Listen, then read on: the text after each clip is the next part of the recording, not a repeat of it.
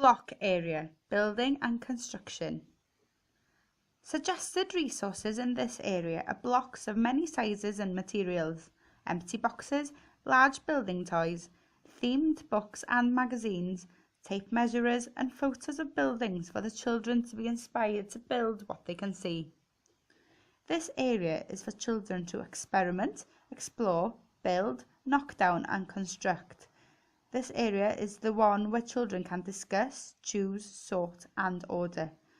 As with all areas of the continuous provision, making opportunities should also be available. Clipboards, ordering pads, envelopes, etc. Building trade magazines and catalogues can also be placed here.